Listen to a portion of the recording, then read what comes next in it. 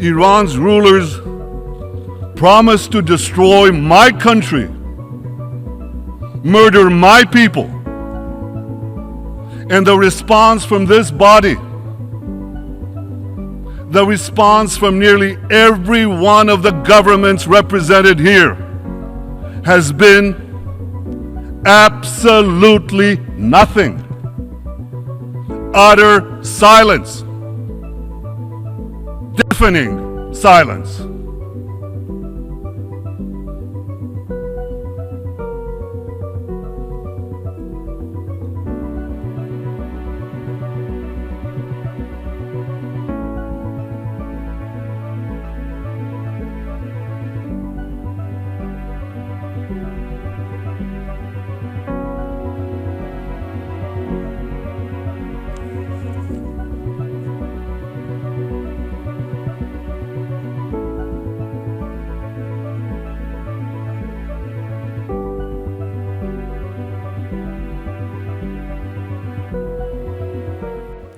The war between Israel and Iran, it hides a big secret. In order for you to understand it, watch this. Iran lied about never having a nuclear weapons program. As long as I'm president of the United States, Iran will never be allowed to have a nuclear weapon. Good morning.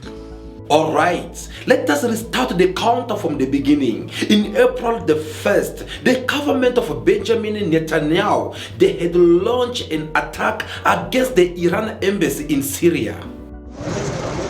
Emergency workers scaled rubble inside Iran's embassy compound in Syria after a suspected bombing by Israeli warplanes on Monday. Tehran said the strike killed 7 military advisors, including 3 senior commanders. The target, according to Iranian state media, was top Revolutionary Guards commander Mohammad Reza Zahedi. He had been a senior commander in Iran's elite Quds force, the Corps' overseas arm, according to the Guards. Iran's ambassador to Syria, Hossein Akbari, said Tehran's response would be harsh. Syria's foreign minister condemned the attack. The U.S. must be held accountable for the attack on its consulate building in Damascus. It blames Israel for the strike, which killed 2 senior commanders of the Islamic Revolutionary Guard, as well as 11 other people. The supreme leader has released a statement expressing his condolences. He also says, quote, "The vicious Zionist regime will be punished at the hands of Iran's brave men, and it will be made to regret having committed these crimes." A strong response, that is what Iran is promising after its consulate section in Damascus was hit by allegedly Israeli airstrikes, killing 7 military commanders in the Revolutionary Guard, 2 of them brigadier generals, one of the highest ranking officials in the Revolutionary Guards. Now, what we've been hearing inside the country is that there needs to be a swift and forceful response. This is very important, and it's something that many are waiting to see happen. For me, at first when I saw all this happening on the TV, I was not surprised. I was not either shocked by what was happening over there, as other people think that this is one of the things which usually happen in the Middle East. But instead, for me, I took it as a very big sign of showing that we are about to engage yet in another World War III. Because on one side, we're having Israel, which is well supported by its own big brother, the United States of America, the first and large military in the world. On the other side, we're having Iran, of course, which is well supported by Russia and China. So the attack which Israel had launched on Iran embassy in Syria, of course, it was a way of opening the door to the World War III, which is between the Western versus the Middle East with its allies. And this war, it had already started taking place right now in the Middle East, where there's been conflict for so many years. Now, there is one question which is being asked. And the question is 20 million US dollar. The question of 20 million US dollar. It is a question which each and every secret service of each and every country in the world, they are willing to put millions of money on the table. Oh yes, putting the money is good. But the question is, what are the intention behind all this? What could be the intention of all this that could make, whether it is the enemy or the person involved, to make this kind of sacrifice in order for them to be the winner at the end of the day? In which objective that can push or motivate all these people to invest a lot of billion of money in this conflict that is taking place in the Middle East? Because we need first to understand what is their motivation and the objectives that's pushing them behind all this reasonable. And here, the objective of Benjamin Netanyahu, it was that clear. First of all, he had to make false declaration concerning the war in Palestine. Let me say this again tonight. Israel will not remain silent on this massacre. Hamas will pay the price, a very high price. Perhaps you can now understand why Israel is not joining you in celebrating this deal. Thousands of Israelis took to the street for a second day, pushing past police lines and converging near the home of Prime Minister Benjamin Netanyahu in Jerusalem, many blaming his delay in signing a ceasefire deal for the discovery of 6 more dead captives in Gaza. The government of Israel is a threat to the world peace. For the first time since mass protests and a labor strike broke out following Saturday's news of the dead captives, Netanyahu addressed the country. I told the families, and I will say it again tonight, I apologize and ask for your forgiveness, because we couldn't bring them back alive. We were close, but we failed. Protesters say Netanyahu is prioritizing military gain over the return of captives, pointing to his continued insistence that Israel maintain control of the Philadelphia corridor as part of a ceasefire deal. That's a non-starter for Hamas and a reason U.S.-led negotiations have been stalled for weeks. U.S. President Joe Biden said he was close to presenting a final proposal, but that the Israeli Prime Minister hasn't been doing enough to move the deal forward. Mr. President, do you think it's time for Prime Minister Netanyahu to do more on this issue? Do you think he's doing enough? No. According to the Israeli Health Ministry, the 6 captives found over the weekend were shot at close range, 1 or 2 days before their bodies were discovered. A Hamas military spokesman says Netanyahu's delay in signing a ceasefire and prisoner exchange deal made him responsible for the deaths. More than 40,000 Palestinians have now been killed since Israel's military offensive into Gaza began on October the 7th, according to Gaza's Hamas-run health ministry. A new round of ceasefire talks are expected to take place today. The US, Qatar, Egypt and Israel are meeting in Doha, but Hamas has said it will not participate. Across Israel overnight, hundreds of thousands took to the streets in the biggest protest since the war began almost 11 months ago. In Tel Aviv, police and protesters clashed. Nationwide, some 24 people were arrested. Today, protesters blocked a main road in the city, demanding that Israeli Prime Minister Benjamin Netanyahu reach a deal to return the 100 or so Israeli hostages still in Gaza. I think we have a criminal government who lets the hostages be murdered only for the sake of the coalition. And we have a prime minister who doesn't think of the good of a country, but only of his own good. When the Israel Prime Minister had released this report, of course this has raised different opinions in the worldwide, because people, they have their own report of what has been happening in Palestine, and compared to the number which the government of Benjamin Netanyahu they've been giving, it shows that these are 2 total reports which does not match at all. But that was not all. Things even end up getting worse for him. With the moment when he tried to challenge the authority of justice, he wanted to be the only man who have to decide for the entire Israelites. In other words, he wanted to be the only commander-in-chief without respecting any rules. For months, Prime Minister Benjamin Netanyahu's sweeping judicial overhaul proposals had divided Israelis, triggering massive protests across the nation virtually every weekend. Israelis today waking up to a deeply divided nation, a country more divided potentially than at any other point in its 75-year history. This is what the front page of all of Israel's major Hebrew newspapers look like today. It's all black, and at the very bottom it says, "A dark day for Israeli democracy."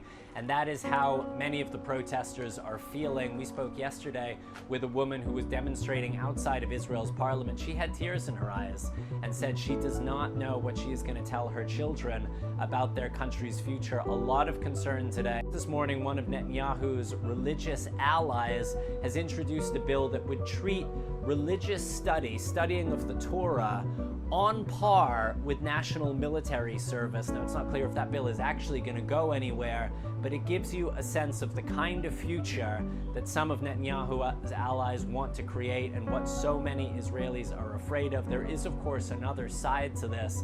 Netanyahu would tell you that these reforms were necessary to curb the power of unelected judges who for too long had been blocking the will of Israel's more conservative, more religious majority. Netanyahu speaking to the nation last night, appealing for unity. But the protests continue. We saw very large demonstrations overnight, protesters blocking major highways, police using water cannon to try to dislodge them. The doctors are on strike today. It is basically impossible to get anything other than emergency medical treatment from doctors in Israel today. And this morning, the Bar Association has petitioned the Supreme Court to strike down this bill, which would weaken the Supreme Court. Now, if the judges decide to do that, we are in uncharted constitutional waters. Nobody from Netanyahu to constitutional scholars to the protesters on the street can tell you what happens next. There are also major questions hanging over the institution that is supposed to be above politics in this country. That is the Israeli military. Thousands of Israeli military reservists have said they will stop showing up for duty in protest at this legislation. That is going to have a particularly severe effect on the Air Force. So Netanyahu have to go far to the point of reforming the justice system in Israel by changing some judges and put people who will have to comply with what is his visions. This have raised up a lot of division among the Israelites. There were those who were pro-Netanyahu by supporting what was taken as his decisions, and there were those who were standing against what he took as a decision to touch the justice system. But when you combine all this together, including to what happened in October the 7th, all these have raised a big number of people to come forward and start protesting against the government of Benjamin Netanyahu. Our residents in Israel have taken to the streets for 37 consecutive weeks to express their opposition to Prime Minister Benjamin Netanyahu's proposed judicial overhaul. Now, opponents say the legislation limits their Supreme Court's ability to impose checks and balances over the government's authority. The resistance has not deterred Netanyahu. Democracy is supposed to be checks and balances of the three branches on each other. In Israel, the judiciary has no checks and no balances. We are not there. We, the people, are defending our democracy against an attempt to destroy it from within. We are defending democracy. You should remember, democracy should be capable of defending itself against those who are using the very tools that it provides, the very freedom that it bestows upon the people in order to destroy it from within. And that's exactly what happened in Israel. It's not a judicial reform. Our Chief Justice, a lady named Esther Hayut, defined the following way. Said this is not a reform, this is an attempt to crash the independence of Supreme Court and push Israel out of the family of democracy. That's exactly what happens, and we are not going to let it happen. When your people are divided, your leadership, it is at a very big danger. Your power as a politician or as a president, it will be neutralized because you'll be having different people who speak different opinions, and that will bring a serious instability to your leadership. And in this kind of case, there is only one way that can make you survive. And you only have one choice to make. The solution in order for you to survive as a president against this kind of people who are divided with different opinions, it is for you to come out with a government of national unity. It is through this government of national unity you have to come up with one element that will bring all these people together behind your back so that they can be able to support you. In order for you to bring all these people behind you, in order for them to support you, it's by you coming up with something that will be for their own interest. You have to come up with some trade, serious trades against this nation, that you can convince all these people that if you don't unite right now, well, we will all be doomed. You have to come up with something very solid that can convince all these people to be united behind your back. What kind of trade or reasons, or should I say something solid that the government of Benjamin Netanyahu can use in order for him to unite all the Israelites behind him? Of course, this time he has to think for no one else but the state of Iran. We're determined to prevent Iran from developing nuclear weapons. We leave all options on the table, and containment is definitely not an option.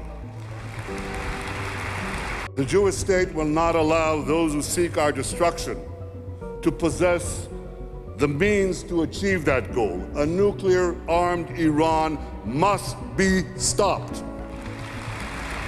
Ladies and gentlemen, if it looks like a duck, if it walks like a duck, if it quacks like a duck, then what is it? What is it? That's right. It's a duck, but this duck is a nuclear duck. And it's time the world started calling a duck a duck. My friends, Israel has waited, patiently waited, for the international community to resolve this issue. We've waited for diplomacy to work. We've waited for sanctions to work. None of us can afford to wait much longer.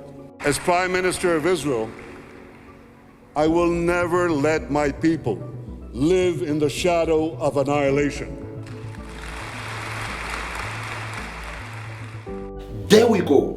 With that only, it had given the answer to the question which we asked earlier on of 20 million US dollar. What was the intention of Benjamin Netanyahu? First of all, this man was in a serious, difficult situation. He was kind of like trying to survive politically because his political career, it was put online. And the only way for him to survive politically, it was for him to reawaken up the trade of Iran once again. And the only best way to win Iran is by having their big brother called the United States of America behind them. After Israel declared independence in 1948, Iran was actually among the first Muslim-majority countries that recognized the new state. So what happened then? The Iranian Revolution in 1979 turned everything upside down when the Western-backed Shah regime was toppled. Ruhollah Khomeini, the leader of the Islamic Revolution, believed that it should be exported throughout the Middle East and the world. He saw Israel as part of the so-called West in the middle of the majority Muslim world as a problem. And ever since, the Iranian regime doesn't recognize Israel as a state, and leaders don't even mention its name. This is one of Tehran's oldest squares. In 2017, this clock was unveiled here, counting down to 2040, to the destruction of Israel. Because that is part of the propaganda of the religious regime in Iran. The square is often the scene of protests like these, transporting the anti-Semitic, anti-Israel rhetoric of the Iranian authoritarian government. The square we mentioned earlier, guess what? It's called Palestine Square, for a reason. After Hamas' October attack on Israel, people in Iran protested here in support of the Palestinians, some even in support of terrorist group Hamas. But remember, Iran is an authoritarian state. So these protests might not reflect what people actually think, because we've seen in the past that protests have been orchestrated by the regime. It's important to understand that ever since the Iranian Revolution, the Iranian regime presented itself as a vocal supporter of the Palestinian nuclear weapons. The Iranian regime has repeatedly said its nuclear program is only to produce energy. ایران دنبال سلاح کشتار جمعی نبوده و نخواهد بود. It's just that world powers such as the US, China, UK, and the EU don't believe them. And Israel doesn't believe them either. Iran lied about never having a nuclear weapons program. And just so you know, Israel was one of the biggest critics of the Iran nuclear deal. But that's a story for another video. So for Iran, its nuclear program is a way to put itself in a position of power in the Middle East. And Israel sees the Iranian nuclear program as threatening to its existence. And by the way, Israel is believed to possess nuclear weapons as well, but it doesn't acknowledge this. So, Netanyahu, by reawakening up this threat against Iran and by declaring this war with a common enemy, it was gonna make each and every citizen of Israel to be lying behind him, to give him all the support that he deserves, because they all know that Iran, it is their common enemy. But what makes him to become even more clever is by the time when he decides to play the game of killing two birds with one stone. When I used to grow up as a kid, we all went to school and see on how it was forbidden for any country in the world to not produce the nuclear bomb. In other words, an atomic bomb. Back to Iran. Here are the country's key nuclear facilities. Over the years, there have been many sabotage attacks. Take this nuclear facility in Natanz, where experts say an explosion in 2020 set back Iran's nuclear program by up to 2 years. Iran has blamed Israel for them, and Israeli officials have implicitly threatened to attack Iran's nuclear facilities. Israel's intelligence agency Mossad is also believed to have targeted Iranian nationals, including a series of assassinations of high-profile nuclear scientists, such as the father of Iran's nuclear program in 2020. Israel, however, has never officially admitted to it. But I had to ask myself a question to know, if every country they have agreed to stop not producing this nuclear, why is it only applying for some countries such as United States of America, France, and not other nations in the world? Why this kind of rule, it had only to be applied to other nations, while to other nations it should not be applied? You know, this reminds me of the round table game. Imagine, for an example, you are seated on the table, this round table playing to the cards, and then it happened that the person who have lost the game, they end up putting their hands on their pew and point it on us, all just because they are angry for the fact that they have lost the card.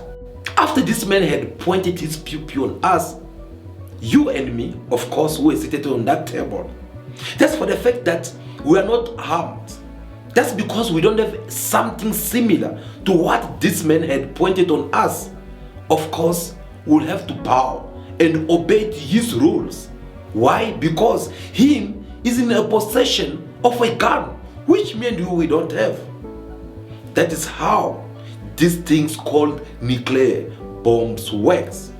And these countries, when they came up with this rule of saying that no other nation in the world should not produce this nuclear bomb, it is because they want to be the only one who have to be in possession of this nuclear.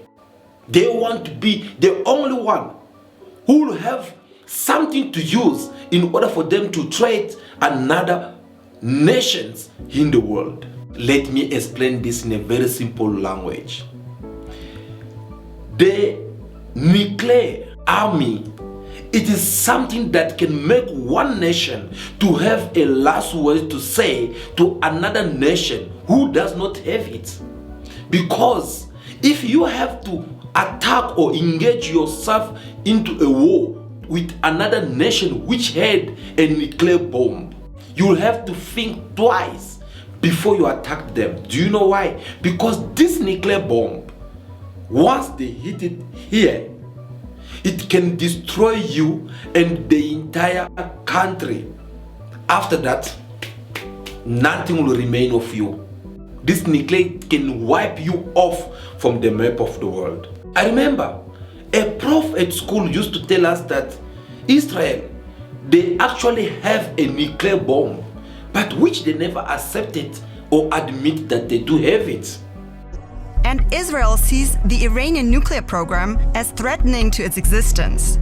And by the way, Israel is believed to possess nuclear weapons as well, but it doesn't acknowledge this. With that being said, that simply means to say that Israel, they are #1 military in that region because they are in possession of a nuclear weapons. They have different weapons which make them become one of the powerful countries in that Arabic region. On the other side, we're having people who are saying that no, actually Iran, they are busy developing their all civilian nuclear. So I'm kind of like confused and I don't know which side it is the truth. Well, maybe you have some details, and feel free to drop it down in the comment section so that we can have a look on it. But according to Benjamin Netanyahu, who had to go all the way in the United States and address the UN Assembly, demonstrating in black and white on how close Iran they have developed so quick their nuclear bomb and they are this close, they need to be stopped. For the first time, Israel's prime minister issued a firm deadline to Iran for possible military action, using a simple drawing to warn the UN that Israel believes Iran will reach the point of no return on its nuclear program in just a matter of months. Secretary of State Hillary Clinton met with Benjamin Netanyahu. President Obama was campaigning in Virginia Thursday. The White House said too busy to meet with the prime minister. Earlier, he laid down his red lines for stopping Iran's nuclear program. This is a bomb. This is a fuse. In the case of Iran's nuclear plans to build a bomb, this bomb has to be filled with enough enriched uranium. And Iran has to go through 3 stages. The first stage, they have to enrich enough low enriched uranium. The second stage, they have to enrich enough medium enriched uranium. And the third stage and final stage, they have to enrich enough high enriched uranium for the first bomb. Netanyahu spoke a day after Iran's President Ahmadinejad from the same podium had called Israel uncivilized Zionists. Netanyahu said Tehran was already 70% toward getting enough nuclear fuel for a bomb and has to be stopped within months. If these are the facts, and they are, where should a red line be drawn? A red line should be drawn right here. President Obama told the UN this week there is more time before Iran reaches the point of no return. America wants to resolve this issue through diplomacy, and we believe that there is still time and space to do so. American intelligence does not yet believe that Iran has made the political decision to actually build a weapon. What does Israel think? Whether or not Iran has made the decision will become irrelevant once we can no longer stop it. Now, why did I say Benjamin Netanyahu is trying actually to kill 2 birds with 1 stone? In the first position, he's trying to unite his people who are having different opinions so that they can all come behind his back by fighting the one common enemy, which is Iran. And he wants to become the hero for his people. He wants to be the commander-in-chief so that his people in Israel, they should not turn their back on him. On the other side, he's kind of like trying to fight against Iran so that Iran should not be able to develop their nuclear program. Because if Iran succeed to go ahead and develop this nuclear bomb, of course, it will make them also become one of the powerful country in that regions. And that will bring a lot of instability in that regions, whereby you'll be having now Iran on this side, Israel on this side. Both they do have the nuclear bombs, which can make them crash on each other at any time. Because if Israel can't be able to stop Iran from developing this nuclear bomb, it will make them be nothing in the Middle East. Do you know why? Because Iran is going to become even more powerful. Because with all the military which placed them already as #1 in the Middle East, plus the development of this nuclear bomb, guys, this was going to make Israel to suffer, because Iran was going to come on them in a very hard way. So they were left without no choice than to make sure that they fight Iran by all means in order for Iran to not develop this nuclear bomb. The development of this nuclear bomb by Iran, it's going to make Iran become the only boss in this Middle East.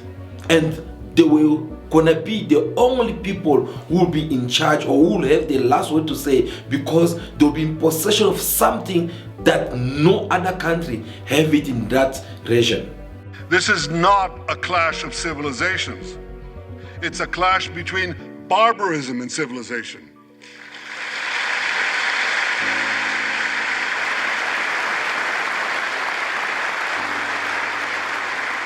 It's a clash between those who glorify death and those who sanctify life.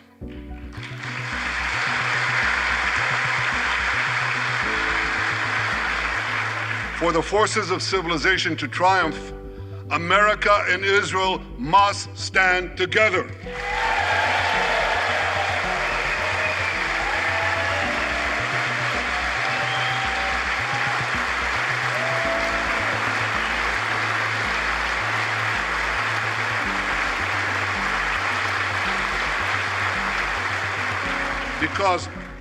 Because when we stand together, something very simple happens. We win, they lose.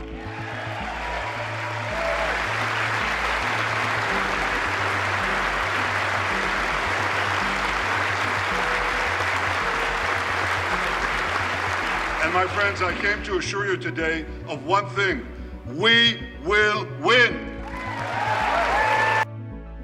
As long as I'm President of the United States, Iran will never be allowed to have a nuclear weapon.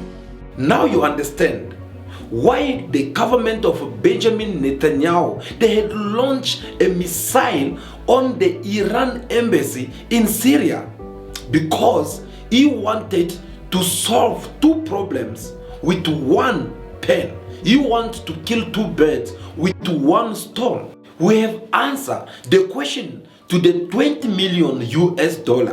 Was that all? No. You guys, you saw recently how the Israelite government of Benjamin Netanyahu, they went all the way inside Iraq this time. To do what? They went there to assassinate the leader of Hamas. That it is another sovereign country. They violate all the UN charter or rules by going over there and kill this man. Political leader of Hamas, Ismail Haniyeh, has been killed in Iran. That's according to statements from Hamas and Iran's Revolutionary Guard. Iran state TV is also reporting he's been assassinated in the capital. According to the Revolutionary Guard, Haniyeh and one of his bodyguards were killed in a strike on the building in Tehran where they were staying. He was in the capital meeting President Masoud Pezeshkian ahead of his inauguration. So these are the latest pictures of that meeting in Tehran on Tuesday. He then attended Pezeshkian's swearing-in ceremony. Iran says it's investigating the killing of Ismail Haniyeh. This is what happened to the Al-Shati refugee camp in northern Gaza during Israel's war in 2023. It's where Ismail Haniyeh was born. He was the son of Palestinian parents who were forcibly displaced from their home in what is now Ashkelon after the State of Israel was created in 1948. Haniya experienced firsthand the challenges faced by millions of Palestinians in their search for statehood. But his future and influence would turn out to be different than most. Americans take responsibility for giving unlimited cover to this enemy to commit to these massacres, war crimes, and genocide. In 1987, Haniya graduated from the Islamic University of Gaza. The same year, a Palestinian mass uprising began against Israel's occupation, also known as the First Intifada. In its efforts to liberate Palestine, the group Hamas was founded, and among its younger members, Ismail Haniyeh. His journey would soon become linked to the rise of the Palestinian group.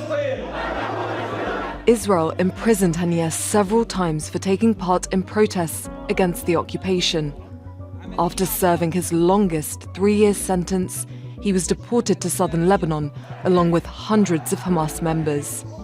Haniyeh returned to Gaza in 1993 after the signing of the Oslo Accords and became a close confidant of Sheikh Ahmed Yassin, the founder of Hamas.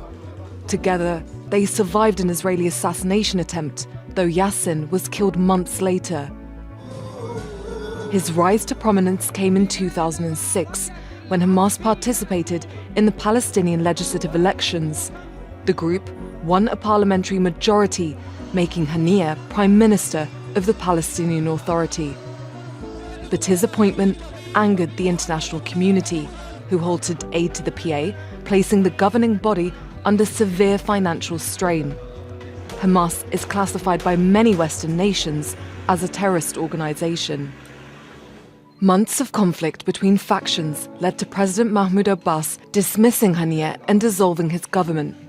This would result in an independent Hamas-led government in the Gaza Strip, headed by Haniyeh.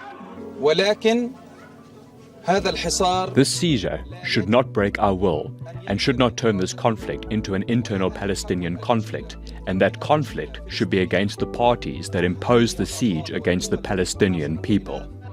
In 2019, having voluntarily stepped down, Haniyeh left Gaza and began living abroad, for which he faced substantial scrutiny.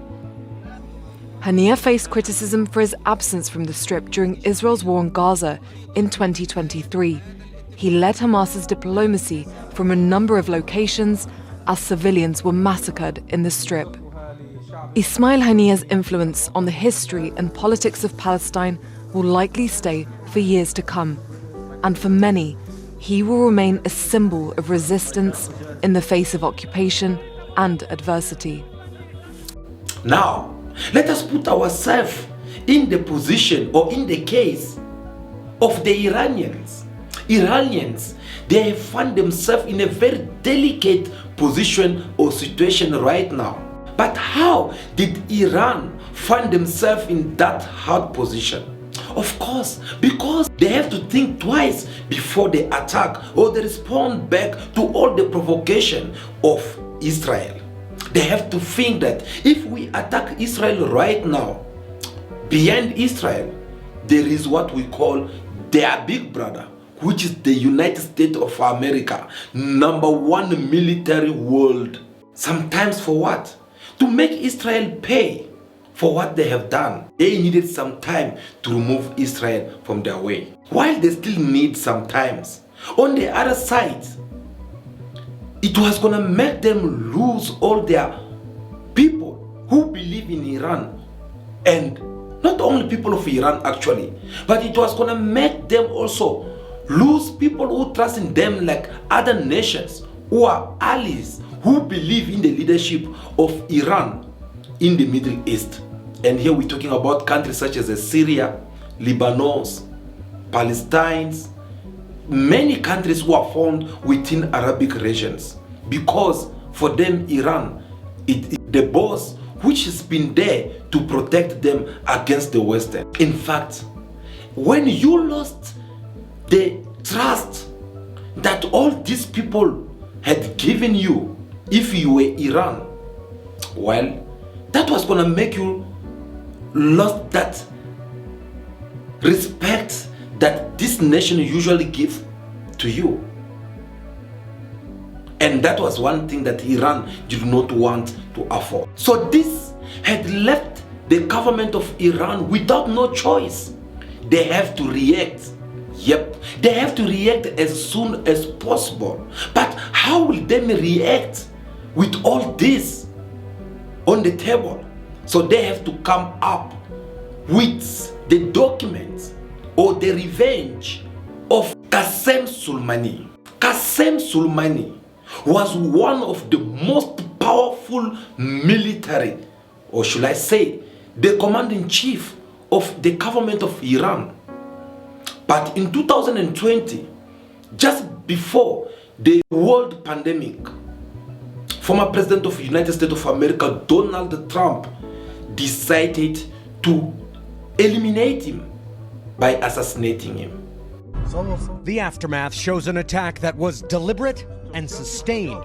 With around a half dozen explosions, the Americans firing with drones clearly didn't want to miss their target, Iran's General Qasem Soleimani.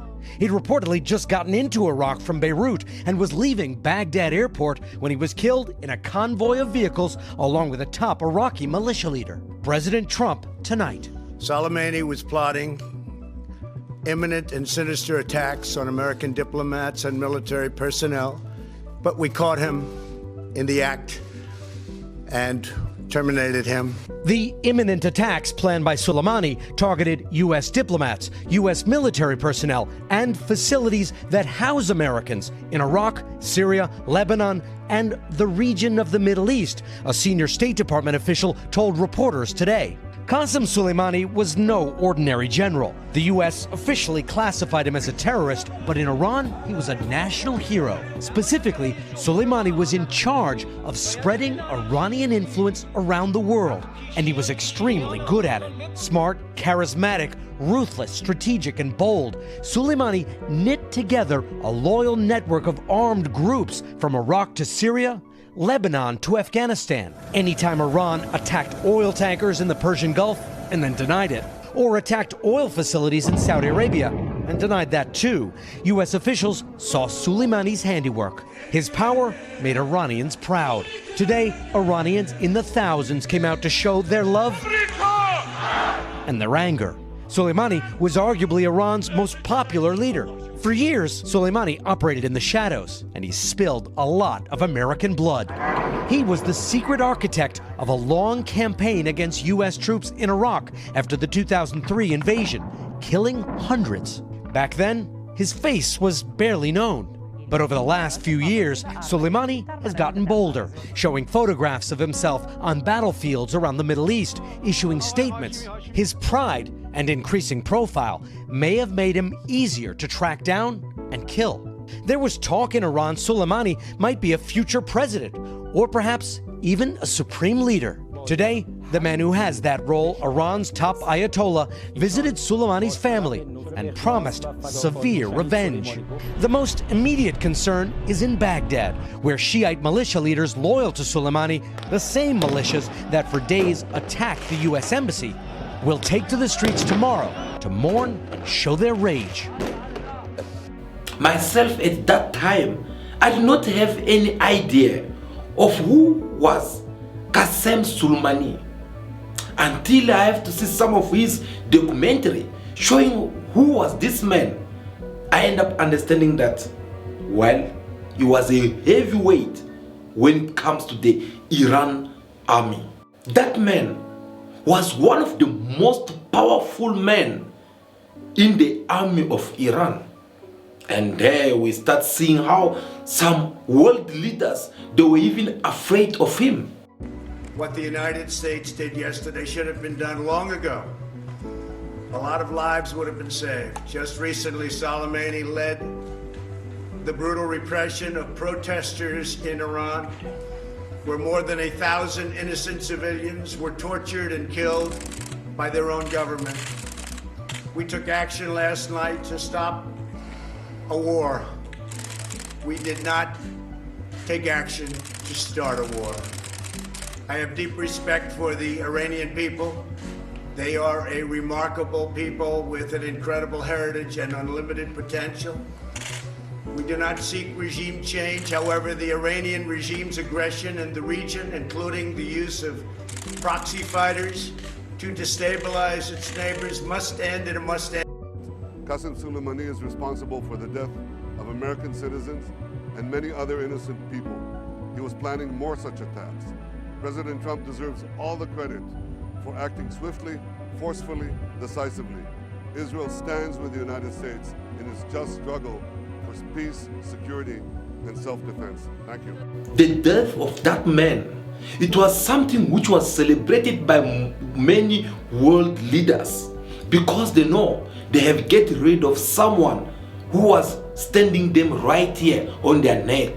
They could not be able to survive or live with their mandate, knowing that this man is still free out there. But at the same time, the death of this man, Qasem Soleimani, it had left many Iranians with the spirit of revenge.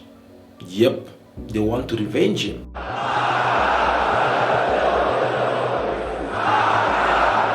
And anger at Friday prayers in the Iranian capital for the assassination of a man who led the charge against ISIL in Iraq and Syria, and whose death seems likely to lead to more conflict.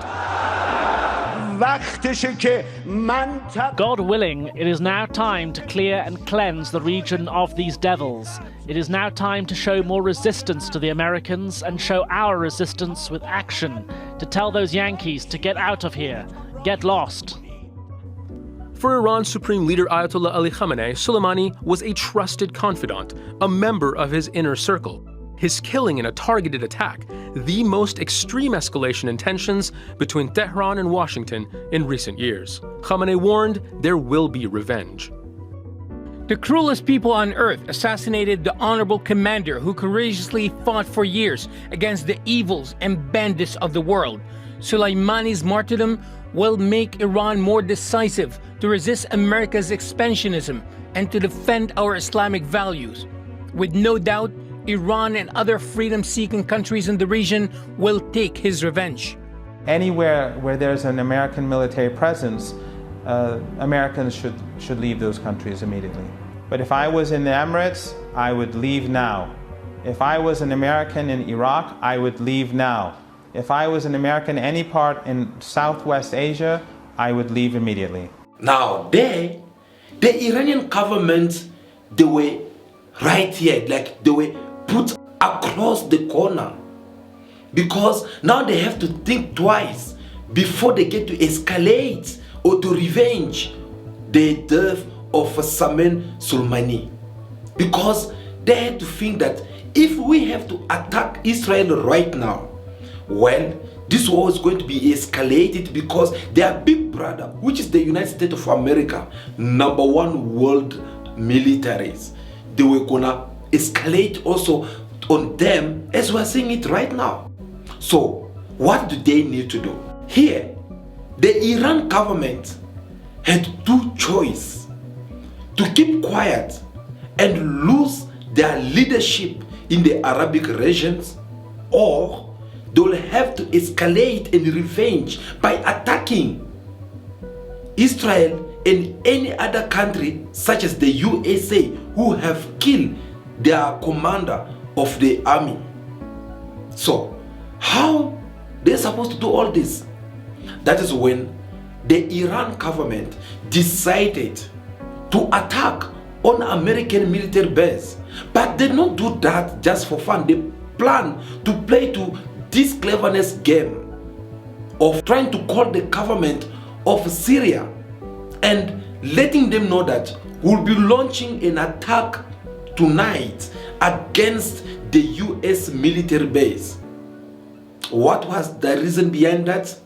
Of course, the reason was for the US to be able to prevent all this attack by letting their militaries and everyone to evacuate.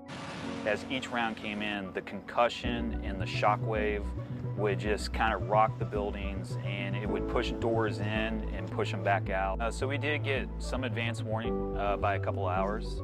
We weren't sure what the threat was at the beginning.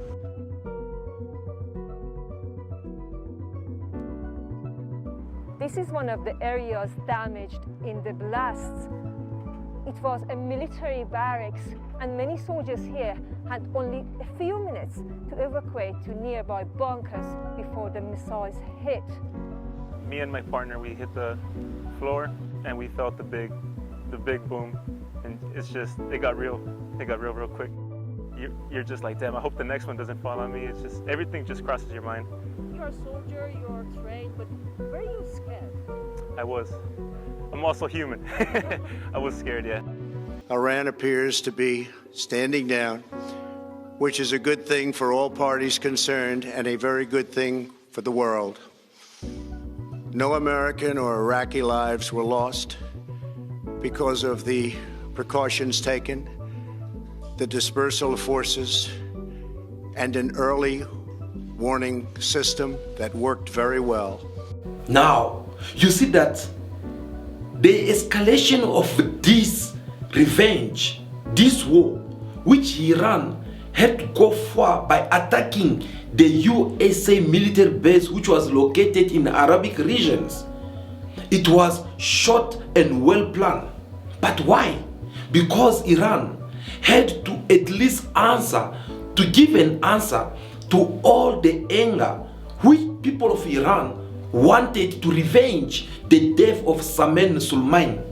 Because if they did not do so, they were gonna lose that credibility of those who still trusting the leadership of Iran and those who are members or allies of Iran in the Arabic regions. So they have to find a proper, easy way to come up with this kind of plan so that they can be able to cool the hearts and the anger of all these people who were found in the Arabic regions. With this casket of Qasem Soleimani, I believe by now you understand where I'm coming with all this. In the reality, the Iran, they have reacted in the same manner or in the same way that the USA with Israel, they had reacted. And they did all this by sending a couple of drones which never kill a person. Oh yes, I'm referring to the attack which Iran had launched a couple of drones in Israel, which could not be able to reach down. Explosions lit up Israel's night sky as interceptors took down dozens upon dozens of Iranian-launched drones. Israel's military spokesman said the nation's defense systems detected incoming drones, cruise missiles, and ballistic missiles launched from Iran and its proxies. Together with our allies and partners across the region, we are operating at this very moment to defend Israel from Iran's attack. So far, we have intercepted the vast majority of incoming missiles by Israeli systems. The damage to Israel was far less than had been feared. Israeli officials said one child was hurt and a military base suffered minor damage. We are at a critical moment for the region, and it is important that all parties take steps over the coming days to refrain from escalation and calm tensions. Escalation is in no one's interest. Our goal is to de-escalate and then get back to the issue at hand, securing an end to the conflict in Gaza by getting a ceasefire in Gaza through a hostage deal. We urge the West and Jerusalem to follow suit and reject the practice of provocative use of force in the Middle East, as they are fraught with extremely dangerous risks and consequences for the whole region. China calls on the parties concerned to show maximum calm and restraint and resolve their differences and disputes in accordance with the purposes of the UN Charter. The scale and nature of Iran's heinous assault, the first direct attack from Iran on Israeli soil, poses grave risks to the security and stability of citizens across the Middle East. The Middle East is on the brink. The people of the region are confronting a real danger of a devastating, full-scale conflict. Now is the time to defuse and de-escalate. You are wrong. This attack crossed every red line, and Israel reserves the legal right to retaliate. We are not a frog in boiling water. We are a nation of lions. It was precise and only targeted military objectives and carried out carefully to minimize the potential for escalation and prevent civilian harm. Please note that out of all these missiles that went all over in Israel, they did send some missiles which have to go and land in some of the Israel military base in order for them to just send a little bit of message. You see, all this conflict that we are seeing in the Middle East and all over the world, it is something that can affect me and you soon or later. Because one day, me and you, someone would like to provoke us by force. Of course, I believe we all once came across these kind of situations in our daily life. But we all know that provocations always need a reaction. When someone provokes you, they want you to react. And here we're talking about a reactions which will be taking place under the emotions. Because we are all being provoked. And once we are angry because someone had provoked us, we would love to react. And we will react to the level of trying to become even more brutal toward these people, more than the way to attack us. But in the reality, in order to respond to such kind of provocation in a better way against this kind of people, it is by using our intelligence. And we can use our intelligence with these three methods. The first step is to respond to the question which has to do with 20 million US dollar. We need to be able to read and understand what are the intention of the provocateur. We need to ask ourselves a question to know, why does this person want to remove our mask in order for us to react to their provocation? In fact, you will notice very well that there is always be that one reaction from the person who's provoking you. If you look them very well into their eyes, you will notice that they don't provoke us for no reasons.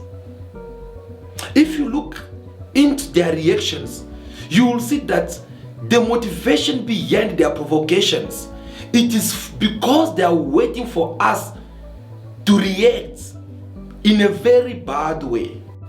They want us to react out of emotions.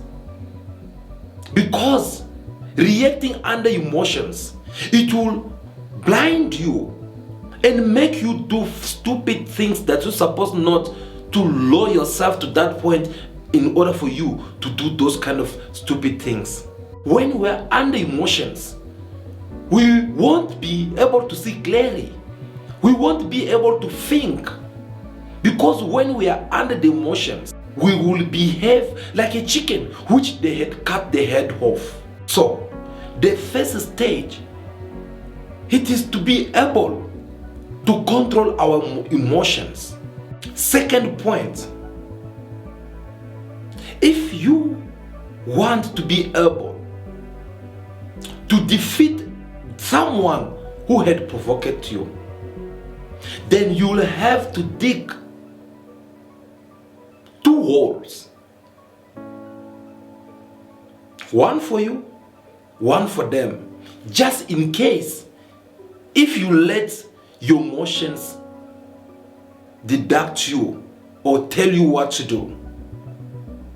Because when you're being provoked, emotions will come towards you.